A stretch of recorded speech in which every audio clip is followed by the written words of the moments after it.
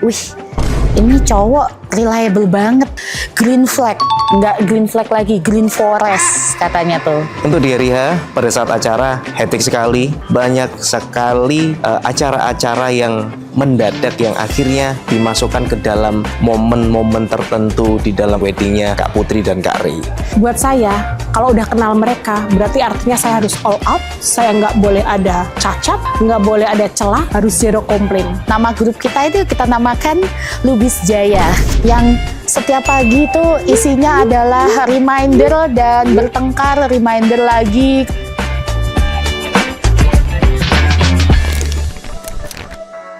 Ketemu lagi di Behind the Story. Kali ini kita mau cerita tentang Putri dan Ray. Acaranya tuh mulai dari di Jakarta, lamaran waktu itu. Ingat nggak sih? Terus kemudian dilanjut acara hari H atau weddingnya di Malang. Berhari-hari kita udah kayak anak kos di situ. Tapi sampai sekarang masih terasa banget energi cinta kasih di antara Putri dan Ray. Cerita tentang Putri dan Ray ini benar-benar mengharukan dan menyenangkan sekaligus penuh dengan kasih sayang. Jadi ceritanya si Ray ini adalah sahabat dari Mas Putra. Mas Putra ini adalah kakaknya Putri. Seru banget ya ceritanya ya. Mereka bersahabat dan ternyata jodohnya adalah si sahabat ini Ray berjodoh dengan adiknya si Putra. Akhirnya jadilah pernikahan Putri dan Ray. Acara ini cukup spesial karena kliennya juga sangat-sangat spesial. Makanya kita menurunkan sampai 3 PM. 3 PM senior dari Celtic ini turun semua. Ada Hesti, kemudian ada Boim, sama ada Bunda Denis. Nah, jadi jagoannya Celtic turun semua. Kebayangkan keribetannya mengurusi acara ini seperti apa? Mulai dari kebaktian, kemudian ada siraman, midodareni, kemudian ada pemberkatan, sampai dengan acara resepsi. Yang bikin spesial buat saya event kali ini adalah karena saya mengenal mereka. Buat saya, kalau udah kenal mereka, berarti artinya saya harus all out, saya nggak boleh ada cacat, nggak boleh ada celah, harus zero komplain. Oke, buat acara di rumah, persiapannya cukup memakan waktu karena kita betul-betul diuji membangun tenda yang memang tingkat kemiringannya itu cukup curam. Jadi selain tenda yang tinggi, kita juga membangun sebuah rigging ya kan yang akan dipakai untuk flooring. Menurutku itu cukup runyam dan susah. Tentang keluarganya Kak Ray itu, mereka itu adalah tipe keluarga cemara. Jadi yang bener-bener orang tuanya itu sangat suportif sama anak mereka. Kesan pertama ya, wih ini cowok reliable banget. Istilahnya ini kalau anak zaman sekarang bilangnya tuh green flag, nggak green flag lagi, green forest katanya tuh. Karena dia kayak sangat atentif ya sebagai cowok. Dia juga approach-nya pinter, kayak ketemu orang baru itu dia nggak yang kayak diem atau apa, tapi kayak sapaan-sapaan yang kayak halo mbak gimana, terus kayak selalu put a good smile, lihat dia kayak act of service gitu kayak ke orang ya, kayak waktu kita meeting tuh kayak tiba-tiba bisa dia kayak ngambilin sendok garpu waktu cutleries kita nggak ada, atau misalnya kayak ketika mau selesai meeting itu dia kayak udah pick up the bill, settle the bill semua gitu tanpa diminta. Jadi menurutku tuh kayak a good sign banget gitu loh untuk seorang laki-laki. Berarti dia ini kayak reliable sebagai seorang laki-laki yang siap berumah tangga gitu. Jadi how lucky Mbak Putri itu untuk akhirnya end up dengan Kak Ray gitu. Kalau untuk di Haris Hotel, untuk tingkat kerumitan memang lebih rumit di hotel. Karena di Haris itu semua akses untuk loading itu dilewatkan di satu pintu. Jadi vendor secara bergilir, secara bergantian masuk menuju ke area loading dock itu hanya melewati satu pintu. Jadi step by step, tapi alhamdulillah semuanya mulai dari awal masuk di hari ke H-2 menuju ke acara resepsi sampai hari H persiapan gladi lancar semuanya. Ini salah satu klien yang buat saya itu kena di hati. Kenapa seperti itu?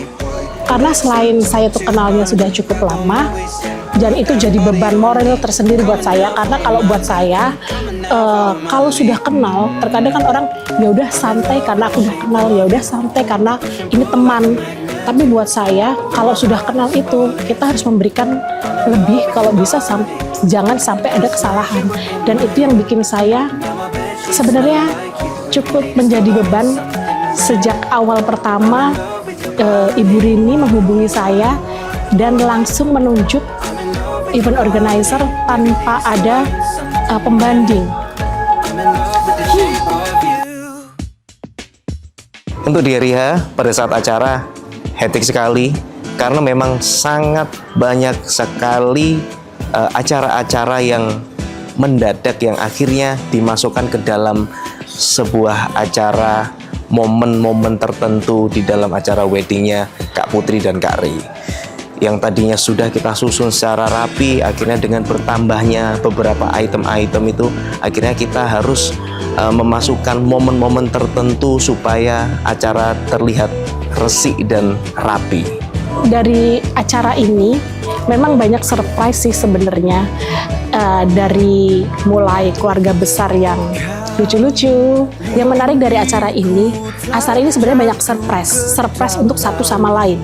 Misalnya tiba-tiba ibu ngabarin kalau ada salah satu rekannya yang akan memberikan hadiah berupa boneka beruang yang tingginya sesaya, hampir 2 meter, dan itu tidak boleh disampaikan ke Mbak Putri. Ini surprise buat Mbak Putri artinya.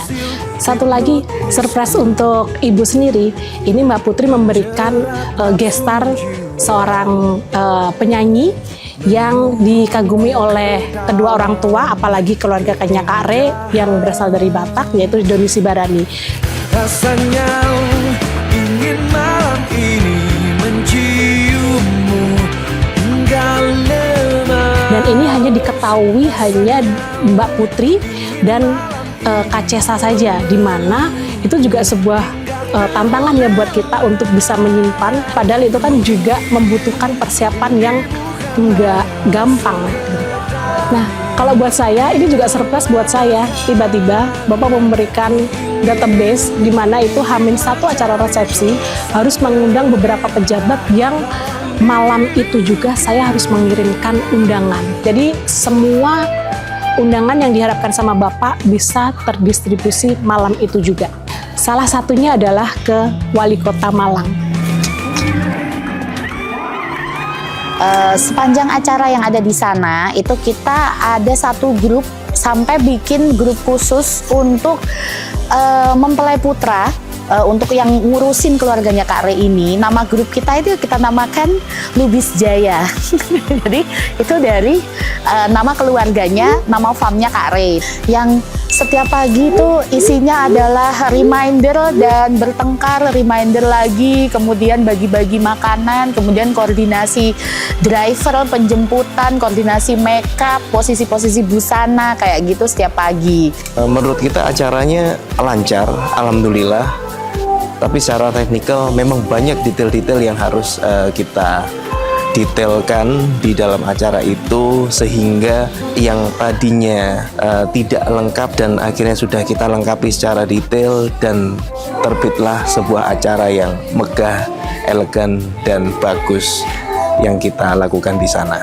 Kalau pas event kan kayak tiap pagi kita ke sana itu kayak keluarga Kak Ray itu lucu banget. Jadi kayak mereka tuh kalau kita ke sana pagi-pagi tuh kayak ngomel-ngomel sayang yang bilang kayak, pagi banget sih kesini, aku belum mandi, aku belum yang lainnya, ngapain sih kok pagi-pagi gitu. Kalau udah kita nongkrong di depan, itu katanya Eda tuh, aku kalau kalian udah nongkrong di depan tuh, aku merasa terintimidasi, aku tuh merasa tertekan gitu. Tapi so far mereka sangat kooperatif, dan juga kayak Eda itu tuh nggak sungkan-sungkan kayak bagi-bagi makanan, kemudian